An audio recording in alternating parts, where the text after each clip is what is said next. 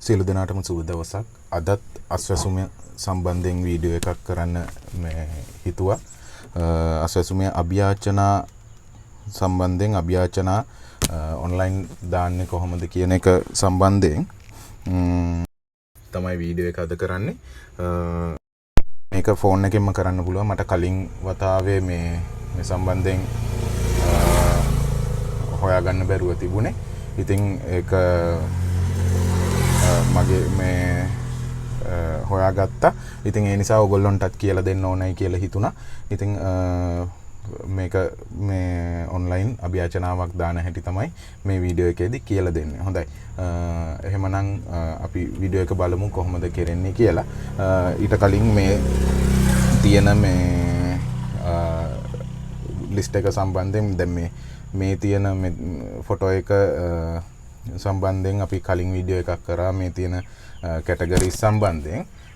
ඉතින් ඔයගොල්ලන්ට මේ කැටගරි සම්බන්ධයෙන් ගැටලුවක් තියෙනවා නම් කලින් වීඩියෝ එක බලලා ඉන්න. ඊටත් කලින් මේ අස්වැසුම ලිස්ට් එක බලන හැටිත් අපි වීඩියෝ එකක් කරලා තියෙනවා. ඒකත් බලන්න channel එකේ තියෙනවා. අද වීඩියෝ එක ඔන්ලයින් අභියාචනාවක් දාන හැටි. ඉතින් මේ එහෙනම් අපි වීඩියෝ එකට යන්. මම කලින් ඔන්ලයින් වීඩියෝ අභියාචනාවක් දාද්දී රෙකෝඩ් කරගත්තු වීඩියෝ එකක් තියෙන්නේ. ඒක බලමු එහෙනම්. මුලින්ම Google එකට ගිහිල්ලා මේ www.wbb.gov.lk කියන එක මේ ඒ සයිට් එකට යන්න ඕන. ඉතින් මුලින්ම ඒ සයිට් එකට ගියන් පස්සේ මෙතනින් ඔබ කැමති භාෂාව තෝරන්න තියෙනවා.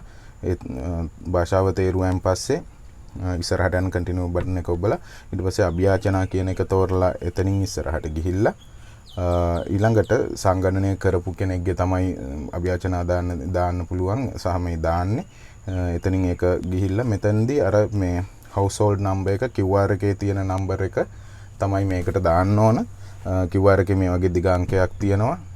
එහෙම නැත්නම් මේ අංකය මේ අර ලිස්ට් එකෙත් බලා ගන්න පුළුවන්.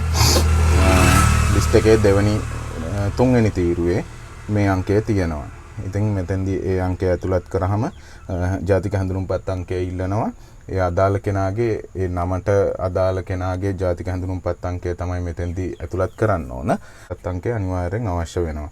ඉතින් මෙතෙන්දී ඒකත් අහුරු කරලා ගියන් පස්සේ මේ ඕගොල්ලෝ දීපු තොරතුරු තියෙන්නේ. මම මෙතෙන්දී මේ අදාළ පුද්ගලයාගේ නම තමයි වෙනස් කරේ.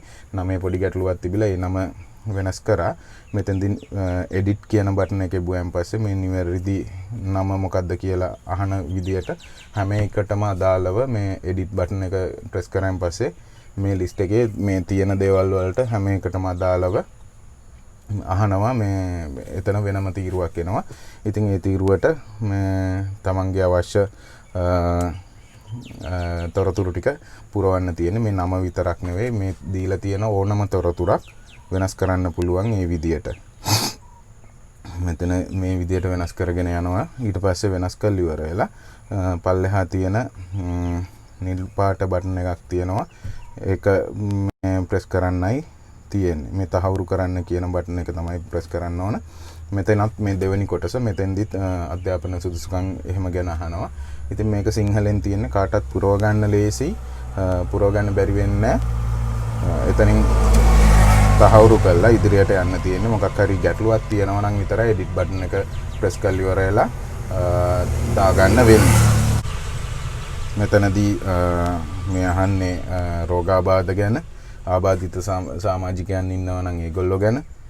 මේ CKDU කියන්නේ මම හිතන අන්දමට වකුගඩු රෝග ගැන වෙන්න ඕන අහන්නේ. මෙතෙන්දි පවුලේ මාසික වියදම සහ පවුලේ මාසික ආදායම අහනවා. මේ තියෙන්නේ මෙයා මේ සමීක්ෂණයට දීපු තොරතුරු නම විතරක් වෙනස් කරපු නිසා මම මේ තොරතුරු වෙනස් කරන්න ගියේ නැහැ. නම විතරයි මම මෙතෙන්දි වෙනස් කරන්න ගියේ. ඉතින් මේ ඊළඟට ඉඩම් කඩම් වත්කම් ගැන අහනවා ඊළඟ තීරුවේදී. ඒකෙදිත් හැම එකම එඩිට් කරන්න පුළුවන්. මේ වෙනස් කරන්න පුළුවන් ඕනම එකක්. තමන්ට අවශ්‍ය තොරතුරු එතනට දෙන්න පුළුවන්. දීලිවරලා තහවුරු කරන්න තියෙන්නේ.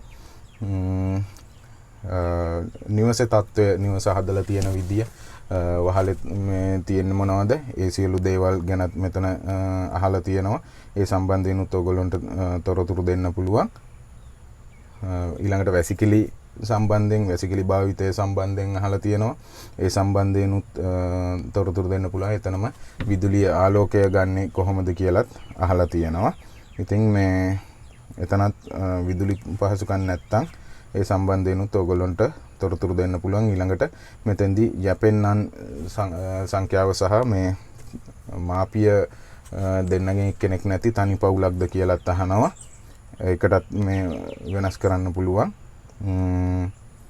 මෙතෙන්දී මම ඒක ගැටලු තිබිලා වෙනස් කරා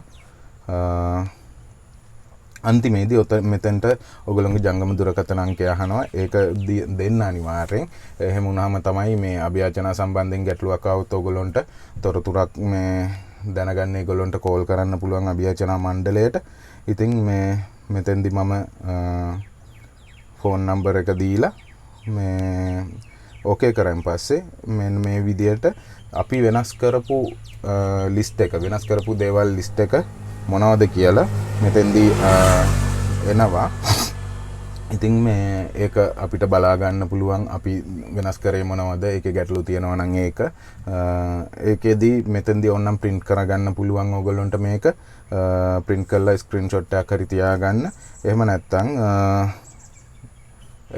මෙතන ඕකේ කරලා යන්න පුළුවන් ඉතින් ඒක තමයි කරන ක්‍රමවේද මේ ආයි මෙතන මුලට අවිල්ලා තියෙන්නේ ඒක තමයි ඔන්ලයින් අභියාචනාවක් දාන ක්‍රමවේදය ඔයගොල්ලන්ටත් පුළුවන් හරි පහසුයි ගැටලුවක් වෙන්නේ තමන්ට අවශ්‍ය ටික මෙතනින් මේ විදියට පිළිවෙලට වෙනස් කරගෙන යන්නයි තියෙන්නේ මොකක් හරි ගැටලුවක් ඔයගොල්ලෝ දීපු තොරතුරු වල ගැටලුවක් තියෙනවා නම් මේක මේ මෙතනින් වෙනස් කරගන්න පුළුවන් එහෙනම් හිතනවා සියලු දෙනාටම අවශ්‍ය දේවල් කියවුණා කියලා ගැටලුවක් තියෙනවා නම් කමෙන්ට් සෙක්ෂන් එකේ කමෙන්ට් එකක් දාලා අහන්න අපි හැම එකකටම උත්තර දෙනවා උත්තර දෙන්න බැරි ගැටලුවක් තියුණොත් වීඩියෝ එකකින් හරි ඒකට උත්තර ලබා දෙනවා ඒ නිසා මේ ගැටලුවක් නැහැ ඔයගොල්ලෝගේ තියෙන ප්‍රශ්න හැමදේම කමෙන්ට් සෙක්ෂන් එකේ අහන්න ගැටලුවක් තියෙනවා නම් එතනින් එහාට මේ අපි වීඩියෝ එකකින් හරි ඔයගොල්ලන්ට කමෙන්ට් එකකින් හරි උත්තර ලබා දෙනවා අනිවාර්යයෙන්ම එහෙනම් සියලු දෙනාටම සුබ දවසක්